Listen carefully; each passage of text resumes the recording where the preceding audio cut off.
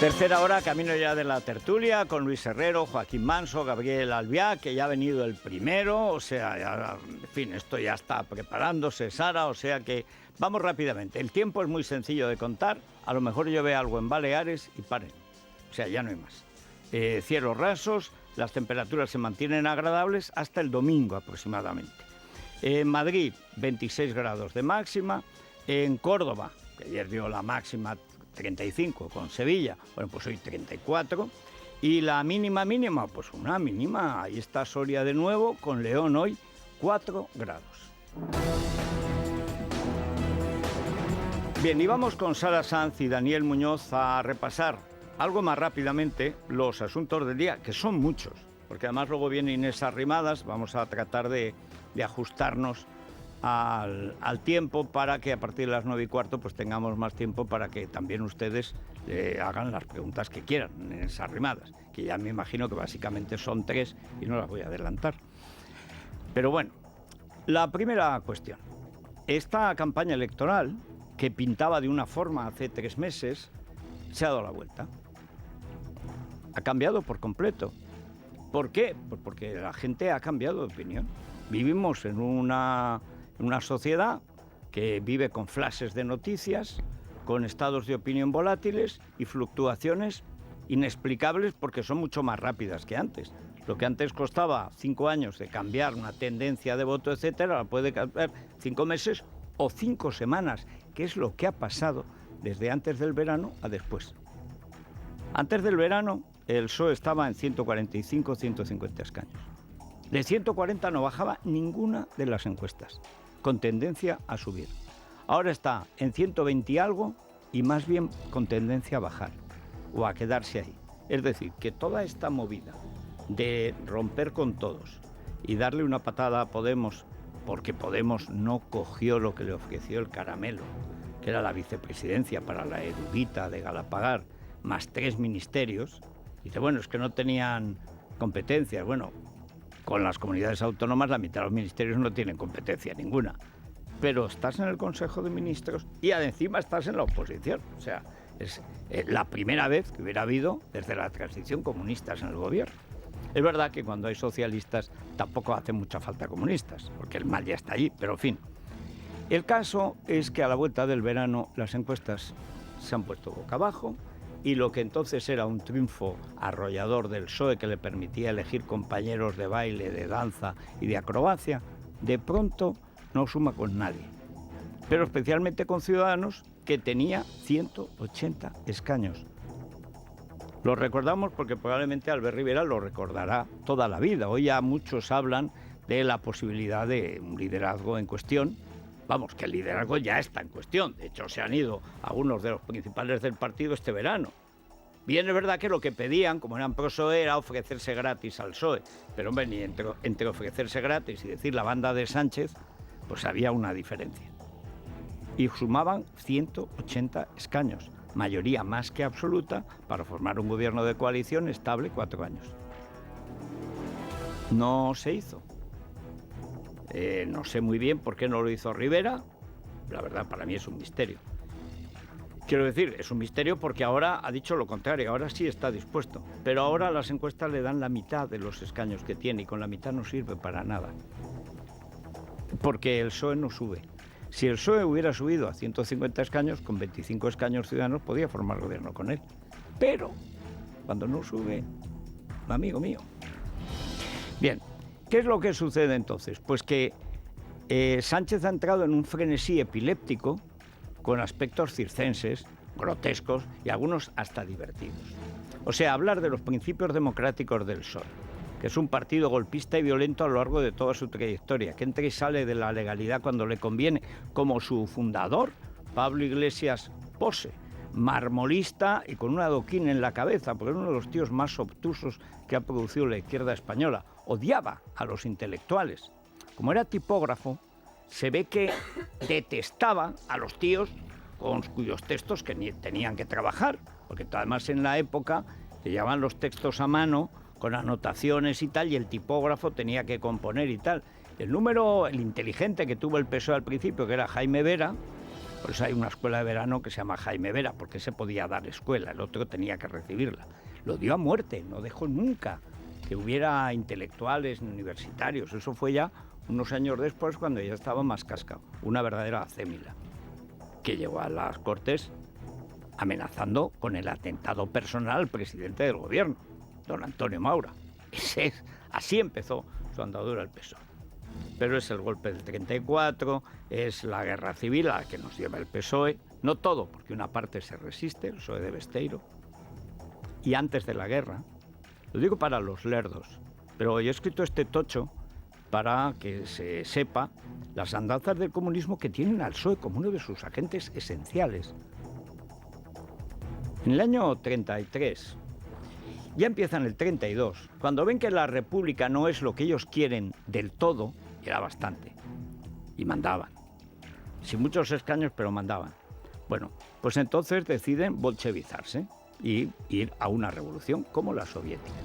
Y ese proceso de bolchevización dura en el PSOE 2 años, en que Besteiro, que ve venir, que van a lo de Rusia, que es la guerra civil, dice que de ninguna manera. Y durante 2 años se opone. Y el 33-34 él da la batalla. Y 1/3 del PSOE se opone. Pero al final, Prieto, que era lo peor, al final se pasa a Largo Caballero, el Lenin español. Un tío que había sido secretario de Estado de Trabajo con Primo de Rivera en la dictadura. ¿Por qué? Porque a Primo de Rivera le interesaba reforzar la UGT frente a la CNT. Y el tío entró en el gobierno de Primo de Rivera tan campante y de pronto el Lenin español. O sea, era el Pedro Sánchez de nuestros días. Bien. Y cuando pierde Besteiro, ¿qué hace el Partido Socialista? Pierden las elecciones del 33 y dan el golpe de Estado del 34. Y lo organiza Prieto. 1.500 muertos. 1.500 muertos en un golpe de Estado contra la República. Y el jefe de Estado Mayor, el que coordina la represión del golpe de Estado, se llama Francisco Franco Bahamonde.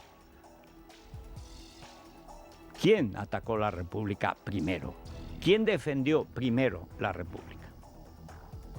Y estos son los asaltatumbas. Luego ya de la guerra civil, pues aquí está todo. Todo lo que robaron, todo lo que mataron, las checas, en fin, todo el horror de la guerra civil que ellos quisieron. Pero antes de la guerra, Besteiro, que tenía una persona de confianza, Gabriel Mario de Coca, Caballero tenía 2 agentes, el agente soviético, Julio Álvarez del Valle, una rata soviética, y Araquistain, que estos eran de los de la Revolución Comunista, tal y cual. Y este Gabriel Mario de Coca, el hombre de Besteiro, publica un libro antes de empezar la guerra, que se llama Anticaballero, donde Besteiro da 2 argumentos. Primero, ir a la guerra civil, como quiere Largo, es un hecho inmoral. Va contra la nación, va a destruir la nación, las familias, la guerra civil. Pero es que además dice, ¿y qué seguridad tiene de ganarla? La seguridad que tenían es que hasta entonces la guerra civil en Rusia la ganaron los generales rojos contra los blancos. Y luego pasó en China, que al final ganaron los generales rojos con la ayuda de Stalin a Chiang Kai-shek. Pero en España ganó Franco. Y eso es lo que algunos pues no digieren. Y sin embargo, franquistas y comunistas hicieron un acuerdo para la transición. Y ese acuerdo funcionó, a pesar del PSOE, que es que ni existía. Pero Otero Novas contó recientemente que le pidieron al PSOE, que en ese primer año de democracia, que no reivindicara el golpe del 34, un golpe contra la legalidad republicana. Y Felipe González se negó, que ellos lo reivindicaban todo, toda su historia.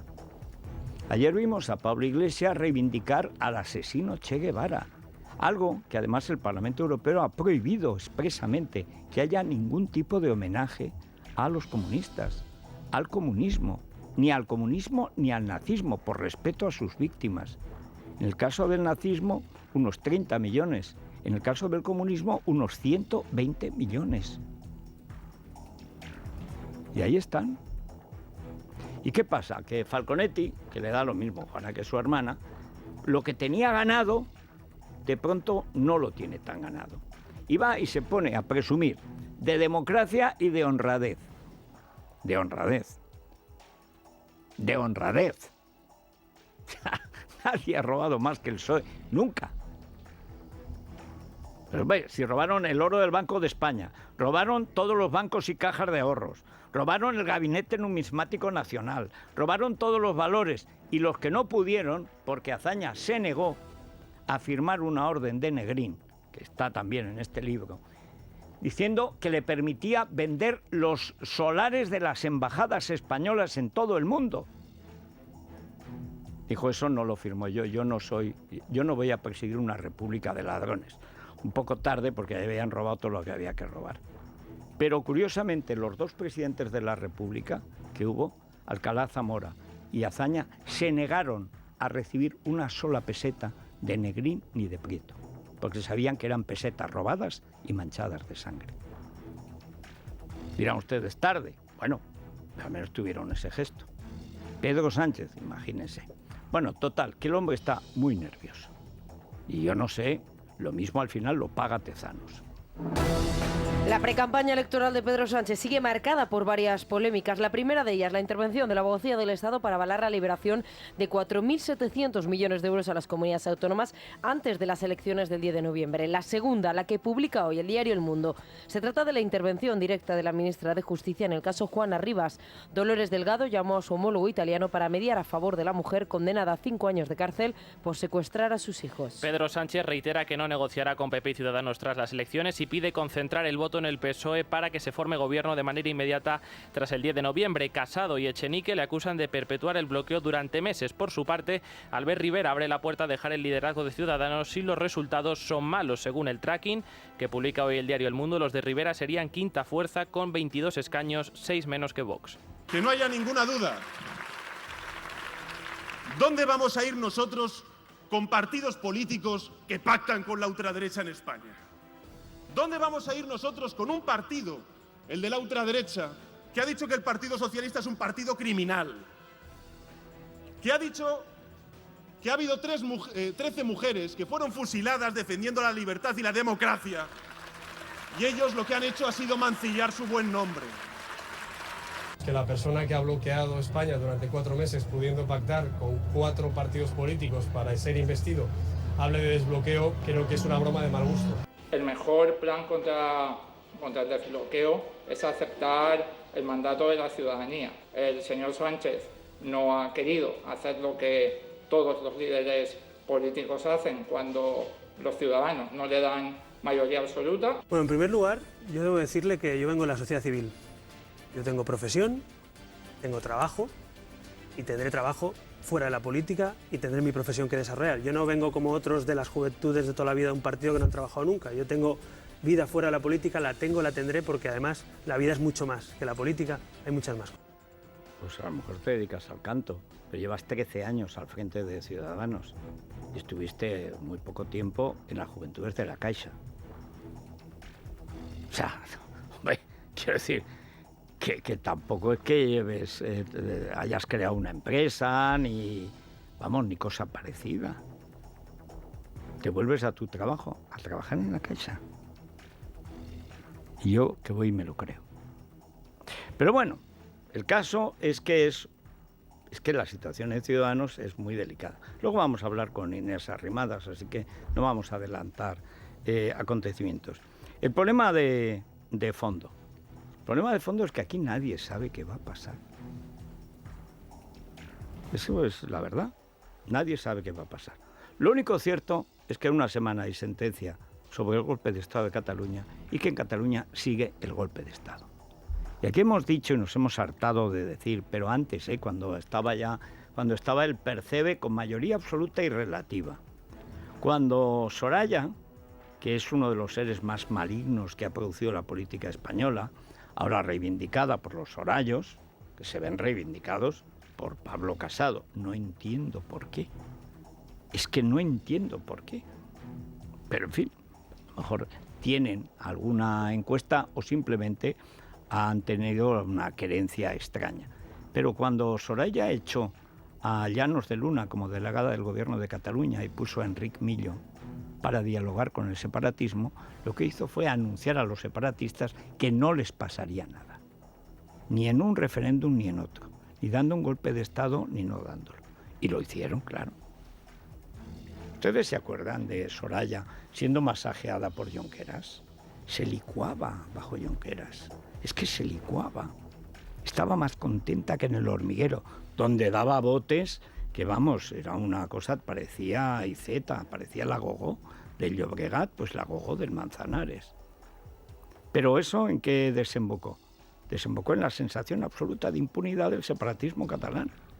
Y sobre todo, en que una fuerza armada, los Mossos d'Esquadra, con 18.000 tíos, tías y tíes armados hasta los dientes, que dependen del Ministerio del Interior, porque Pujol, por no pagar, hizo que los pague el Ministerio del Interior, son una fuerza golpista. Y si en esta sentencia se produce porque lo anuncia Torra con un par, y le da igual, porque este es un cernícalo que obedece al cocomocho, y el cocomocho cuanto más lío mejor, como no están en la cárcel. Si estuvieran en la cárcel, es decir, si Soraya no les hubiera dejado escapar, pues a lo mejor lo pensaban de otra manera. Junqueras tiene otra opinión. Junqueras lo que quiere es que la sentencia no sea demasiado grande, y si es grande, pues que tengan buen trato, como ahora en el Hotel Palace de Lledoners, que aquello es el hotel, el gran hotel le llaman. Bueno, ya quisiera muchos hoteles tener los privilegios de los golpistas catalanes, pero estas cosas cambian. Llega un juez y dice, venga, al Soto del Real. No, al Salto del Negro, que hay mucho conflicto en las calles. Amigo mío. Y son años. Y la cárcel pesa mucho. Y esto es lo único que no se ha aprobado en Cataluña, la represión del separatismo. Lo que vimos es la represión de los no separatistas desde hace 40 años. Pero los Mossos d'Esquadra tienen que ser disueltos. No hay otra solución. Y ayer lo demostraron una vez más. La desconfianza perdura y la Guardia Civil y la Policía dudan de la actuación de los Mossos una vez se conozca la sentencia. Durante los actos con motivo del Día de la Guardia Civil, los Mossos se ausentaron al escuchar la intervención del jefe de la Benemérita en Cataluña, Pedro Garrido. Este felicitó a los agentes por la Operación Judas y denunció la realidad que se vive en Cataluña. Nos enfrenta a todos a la realidad de que las pretendidas sonrisas revolucionarias se convierten con más facilidad de la que cabe pensar o desear en tan solo el rictus que disimula el odio y la mezquindad, capaz de generar destrucción, dolor y sufrimiento, bajo la justificación de la defensa de una causa que la ley no contempla. Es que lo ha clavado. Lo ha clavado. Don Pedro Garrido ha dicho exactamente todo lo que debería haberse hecho. Porque esto que no contempla la ley ya no lo contemplaba cuando el butifarréndum de Mas. Es que el número 2 de Interior de Zoido ha confesado en el juicio a los golpistas que ofreció las plazas públicas en vez de los institutos para el referéndum. Que lo ofreció el Ministerio del Interior de Mariano Rajoy Brey, el ahora reivindicado. El otro día no, anteayer, volvió, porque Mariano tiene una gran opinión de sí mismo, injustificada, pero la tiene, pero enorme. Vamos, Mariano tiene un ego que no le cabe en el 1,90 y pico. No, tremendo. No le cabe ni en el bar donde bebía, ni en el bolso que dejó en su escaño en una moción de censura, que no se puede humillar más a la soberanía nacional. Dice, es que yo insisto, en política a veces lo mejor es no hacer nada. No hacer nada. Sí. Pues no, Percebe, no. Si hemos llegado a donde hemos llegado es porque tú no has hecho nada, no hiciste nada ante el golpe de Estado. Y cuando se perpetró porque tú no habías hecho nada, si seguiste sin hacer nada, aplicando el 155 que quería la Gogó y Zeta y el de la sociedad civil Rivera. A elecciones y ya, como si no hubiera habido golpe. ¿Pero qué dices? ¿Sin desmontar el poder de los golpistas? Esta es la cuestión de fondo.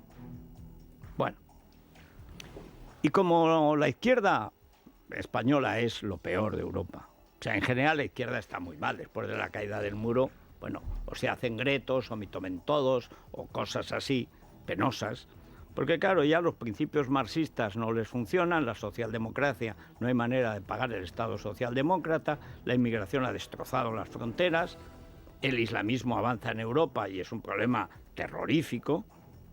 En Francia están en plena convulsión porque Macron adopta la misma política que Merkel, que es quitarle importancia a los atentados islamistas.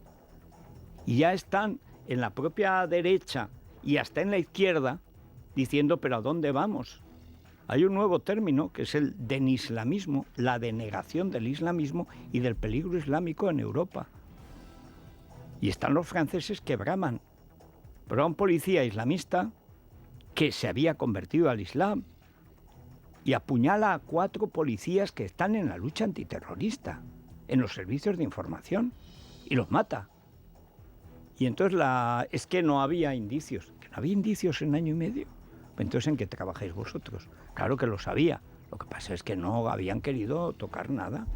Como cuando las violaciones masivas en Alemania de bandas de muchachos islámicos que violaban a muchachas alemanas en la noche de fin de año, que se produjo a la vez en varias ciudades alemanas. La orden de Merkel a la policía es eso no se cuenta. Eso no se cuenta. ¿Qué creen? ¿Que se puede tapar el sol con el dedo? Bueno, en España, como la izquierda, ya digo, está muy mal, pues entonces ha salido una cosa nueva, que ya empezó con Zapatero, que es vamos a acabar con la legitimidad de lo que hay, que viene de la transición, que nos obliga a cumplir la ley y a respetar que mandas tú, mañana el otro, etcétera, que la ley está por encima de los partidos, y vamos a volver a la legitimidad del Frente Popular. El Frente Popular que nos llevó a la guerra civil. Es decir, volver a la legitimidad de lo que ellos mismos llamaban rojos. No es que se los pusieran los nacionales, es que ellos llamaban rojos. Bien. Pues bien, eso significaba cargarse la legalidad que viene en España desde la transición. Significa cargarse la Constitución española. Significa cargarse las leyes de amnistía. Las leyes de amnistía, que hay unos grandes discursos en las Cortes de comunistas como Camacho o Simón Sánchez Montero. Camacho no tanto, pero Simón Sánchez Montero estuvo 27 años en la cárcel. Y dijo, esta amnistía supone el perdón que los españoles nos concedemos unos a otros para siempre. Pues eso, que era el sentido cívico del pacto de comunistas y fascistas, si se quiere, de franquistas y del PC, que era el PC, no era la basura esta podemita, pues esto se lo quieren cargar. Es más, se lo han cargado. Se lo cargó a medias Zapatero, con la ley de memoria histórica lo legalizó, y ahora Pedro Sánchez, con fraude, pues ha decidido asaltar la tumba de Franco para presumir. ¿Cuál es el problema? Que vulnera pues, un montón de leyes. Y aunque haya jueces corruptos, venales o zumbaos o equivocados, allá cada cual, pues quieren vulnerar derechos fundamentales. Y a pesar de la cobardía del Vaticano y de la Conferencia Episcopal Española, a cuyo lado los desertores son héroes, sin embargo, va y como pasa siempre en toda operación totalitaria, de pronto hay una voz que se alza y ya todo el tinglado se viene abajo. Es el niño que de pronto dice, pero si el rey va desnudo. ¿Cómo? ¿Cómo? Niño, calla. Ya lo ha dicho el niño, ya todo el mundo ha visto que el rey está desnudo. Que el asalto a la tumba de Franco es un atropello es evidente. Faltaba que uno, que tenía que decirlo, lo dijera. Y lo ha dicho. Y vamos a ver a partir de ahora qué pasa. Y hoy sabemos que en un viaje a la Santa Sede, en el marco del sexto consistorio organizado por el Papa para nombrar a 13 cardenales, la vicepresidenta Carmen Calvo cerró el sábado el sí del Vaticano a la exhumación de los restos de Franco. Cuenta la razón que tras varios encuentros la relación se ha desatascado. El prior insiste en una carta al gobierno en que la exhumación no cuenta ni con el respaldo de la congregación benedictina ni de la Archidiócesis de Madrid. Alude además a la libertad religiosa para dejar claro que no autoriza la entrada a la basílica. Calvo respondía ayer al prior y a los nietos de Franco. Que no se pueden oponer, sencillamente. Es que esto es una democracia. Las leyes existen, se cumplen, las sentencias también, y no se pueden oponer absolutamente a nada.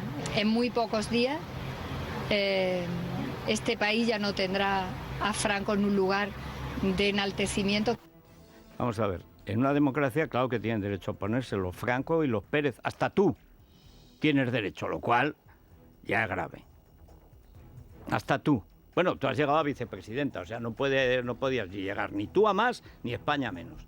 Pero en una democracia precisamente tienen derecho. Y tienen derecho a apelar al Constitucional, que por supuesto, si conserva algún decoro, dirá que la sentencia del Supremo es una vergüenza. Que decir que hay urgencia después de 44 años es una tomadura de pelo. Pero es que además está la libertad religiosa y los acuerdos Iglesia-Estado. Tú puedes declararle la guerra al Vaticano y puedes empezar a quemar iglesias. Y arderéis como en el 36. Ardieron el 31, el 36 ardían los católicos. O sea, ya directamente. Pero bueno, tú puedes hacer lo que quieras. Pero en una democracia, los Franco, como los Pérez y los López, tienen derecho a acudir a la justicia. Y hay una instancia superior, que es el Constitucional, y una superior, que es el Tribunal de Derechos Humanos de Estrasburgo. Y tú, en una democracia, lo que tienes que hacer es respetar y proteger esa democracia, no atropellarla por tus estúpidos deseos puramente electoralistas. Porque ¿qué decías tú hace 30 años de Franco? Nada. ¿Qué decías hace 20? Nada. Cuando estaba Felipe González en el poder, ¿qué decías tú? Lo mismo que Sánchez. Nada. Qué bonita la transición. El otro día sale Sánchez diciendo, hay divorcio en España por el PSOE, pero si lo hizo la UCD. La transición a la democracia, decía el Jeta de Alfonso Guerra, la diseñábamos nosotros, o sea, él, en la pizarra de Suresnes. Pero se le hizo Torcuato Fernández, mirad, vosotros no pintabais nada. El acuerdo fue de Juan Carlos y Carrillo. ¿Pero de qué vais, payasos? ¿Pero de qué vais? Hombre, con los analfabetos funcionales que habéis creado en la LOCSE, a lo mejor eso cuela, pero con cualquiera que sepa algo de la historia de España, es que está aquí. En fin, vamos camino de la tertulia. Es la mañana. Es radio.